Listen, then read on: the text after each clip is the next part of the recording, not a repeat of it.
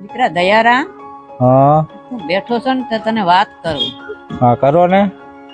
તાર બહુ છે, ના એને તો મેં હમણાં ગાંઠિયા લેવા મોકલી.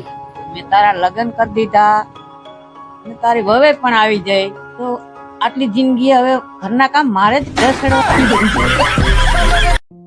એ લવ મારે કામ હે હા તો જા કરતી આય. કે મારે તમારું કામ હે. એ લવ બેઠા બેઠા શું વિચાર કરો છો?